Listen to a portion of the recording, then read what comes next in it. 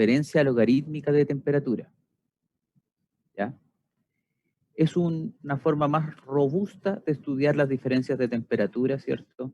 Cuando yo estoy trabajando en estos temas. Entonces, yo teniendo en consideración esto, puedo estudiar, ¿cierto?, las diferencias de temperatura de esta manera. ¿Por qué utilizar o por qué considerar utilizar la diferencia logarítmica? Porque si se dan cuenta, el utilizar, por ejemplo, lo que es la convección, a pesar de que es bastante, la ecuación de convección es bastante buena, en estricto rigor, no hace alusión o no tiene consideración con lo que es la temperatura de ingreso y salida. Sí de la superficie, pero no de esas dos que aparecen ahí. En cambio, si yo tomo la otra, si yo tomo otros métodos de selección de temperatura, la verdad es que no me considera tanto la temperatura de la superficie, ¿ya? Cuando hago un balance de temperatura, un balance calórico.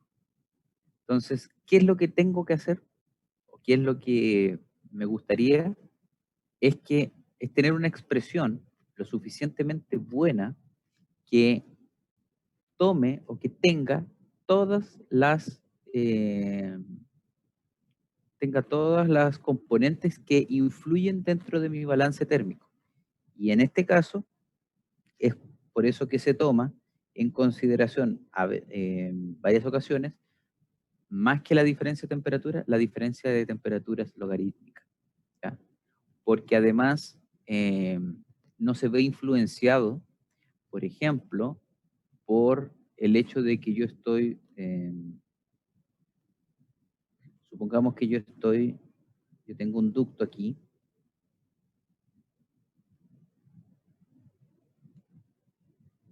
por donde por aquí ingresa un fluido 1, a una temperatura T1. Y por acá, por fuera, pasa un fluido 2 con una temperatura T2. Donde supongamos, por ejemplo, que T2 es mayor a T1. ¿Ya? ¿Qué pasa acá? El fluido, ¿cierto?, va con esta temperatura, avanza y se encuentra en estos puntos. Podemos hacer un gráfico si quieren, donde el fluido 1 viene con una temperatura acá y se va calentando, mientras que el fluido 2 viene desde acá y se va enfriando. ¿Ya? ¿Qué pasa cuando ocurre esto y el fluido 2, supongamos que ahora el fluido 2, entra desde acá?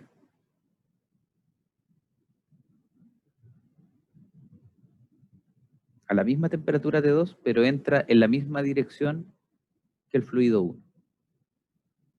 Se generan algunas diferencias, ¿cierto?, que a veces en el análisis no es tan bueno, no permite un análisis tan bueno de las relaciones que nosotros tenemos, ¿ya? Y ahí es donde entra la diferencia logarítmica que me permite eliminar esos sesgos que puede existir cuando yo tengo una situación, ¿cierto?, muy marcada en diferentes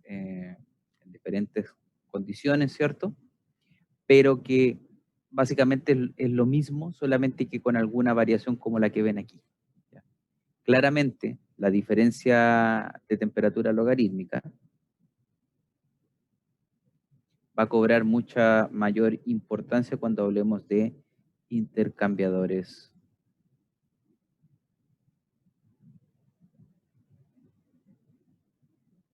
de calor. Que eso va a ser a la vuelta de las vacaciones de Navidad.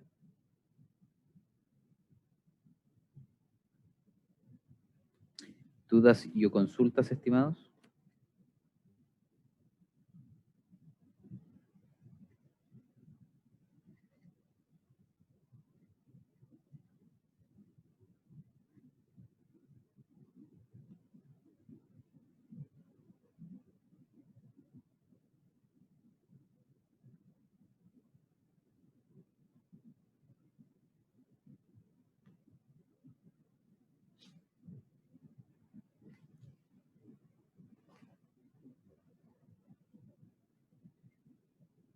Entonces, cuando nosotros tenemos un flujo en cañería, nosotros la verdad es que nos gustaría considerar, ¿cierto?, el tema, ¿cierto?, cuando entra el fluido, ¿cierto? Y este va a exhibir algunas diferencias de presión y algunas consideraciones que nosotros tenemos que tener en cuenta, especialmente de temperatura y velocidad. Entonces, yo puedo generar, ¿cierto?, algunas características del flujo, ¿cierto?, considerando esto que ustedes ven aquí. Pero lo importante es esto, ¿ya? Es esto que ustedes ven acá, en donde tienen lo que es el coeficiente de convección a la entrada dividido el coeficiente de convección, que nosotros calculamos normalmente, va a ser igual a esta expresión que ustedes ven aquí, si el largo del ducto dividido el diámetro es menor a lo que nosotros vemos, lo que ven aquí, en donde esto que ustedes ven acá es el largo adimensional.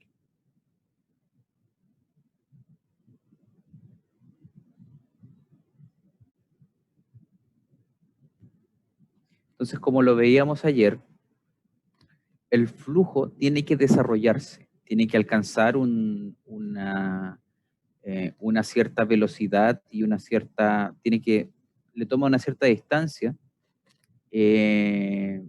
hacer que la capa límite enclache, ¿cierto? Y tener una velocidad, ¿cierto? Una cierta diferencia de velocidades como corresponde. Bueno, entonces lo que nosotros vemos acá, lo que estamos tratando de leer aquí, es que este largo adimensional que yo estoy tratando de calcular sea menor, si es menor a esto que está aquí, que es el mismo largo adimensional, pero teórico.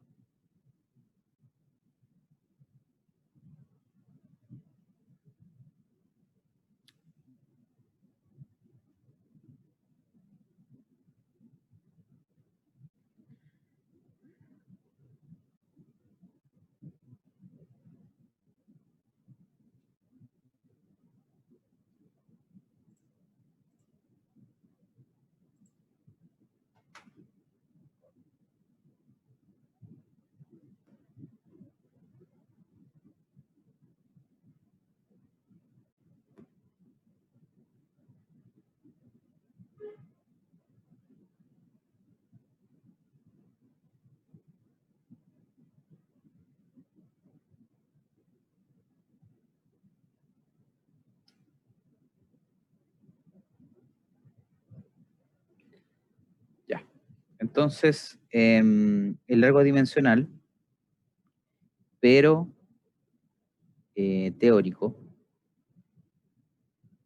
que básicamente me indica que es el largo de desarrollo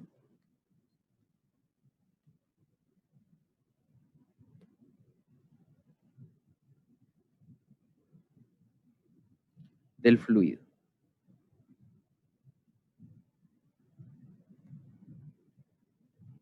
Entonces, si yo tengo un fluido completamente desarrollado, o sea, la expresión que está abajo, ¿cierto? Voy a utilizar la expresión de abajo. Mientras que si tengo un fluido que todavía le falta por desarrollarse, tengo que utilizar esta expresión de aquí. ¿Ya? Ambas, ambas situaciones, ¿cierto?, son lo que necesitamos para poder determinar si el flujo en la cañería es el coeficiente de convección en las situaciones que nosotros tengamos marcados dentro de la tubería. Profe, ¿cuál dijo que era el que era para cuando ya estaba desarrollado? El de abajo. ¿El menor a 60 o este H partido por H? Eso. Ah, ya, Lo ok, que pasa es gracias. que es el de arriba, este de aquí, se utiliza cuando tu largo adimensional es menor a un largo adimensional teórico que uno calcula utilizando el número de Reynolds.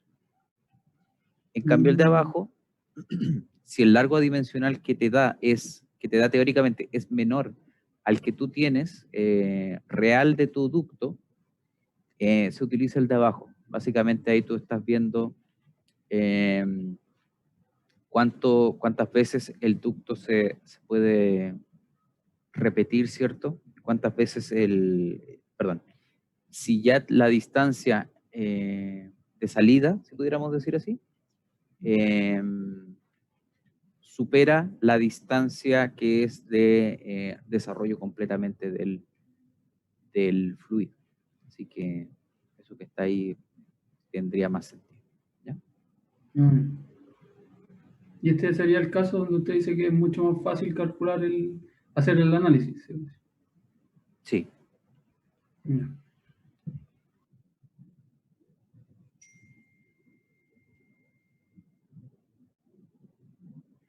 Y bueno, la ecuación para obtener el Nusselt en condiciones, ¿cierto?, de ducto, va a ser la que sigue acá.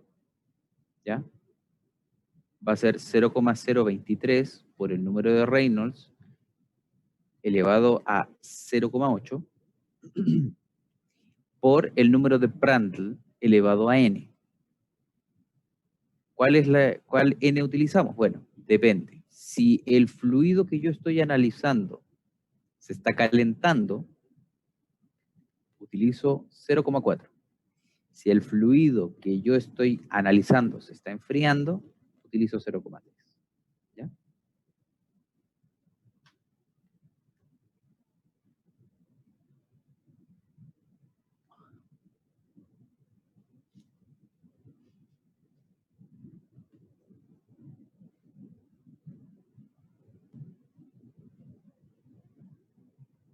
¿Dudas y o consultas?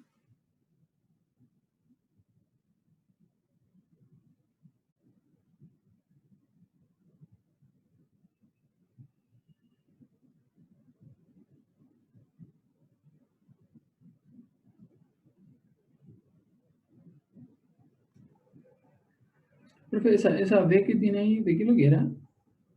¿Cuál, perdón?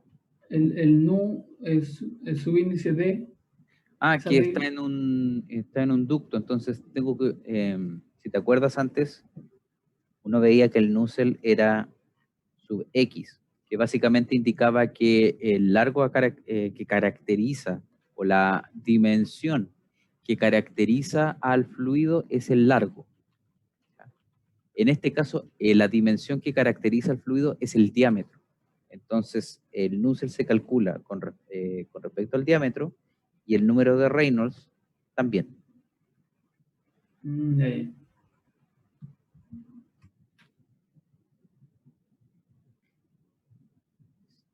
Si fuera una plancha, se utilizaría otra ecuación.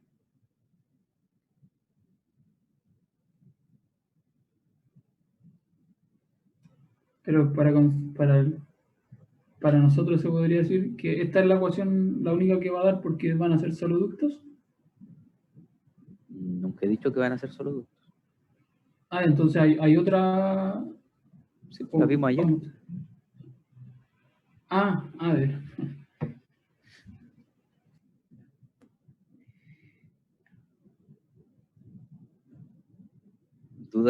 Más dudas y o consultas.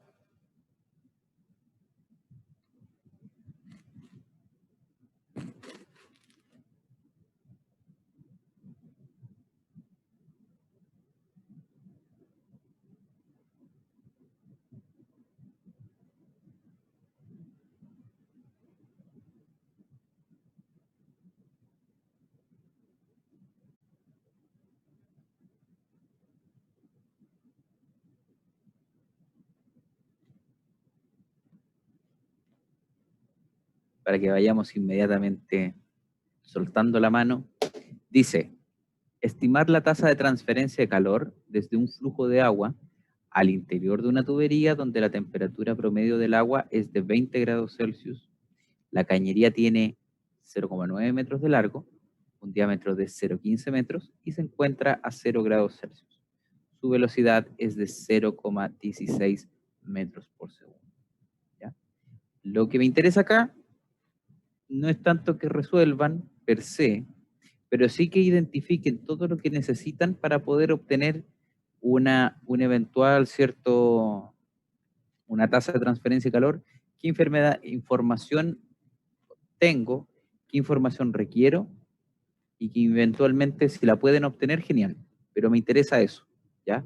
Primero, piensen, lean el ejercicio, vean qué información necesitan, qué información disponen y qué información deberían obtener o deberían calcular en pro de calcular la tasa de transferencia de calor, ¿ya?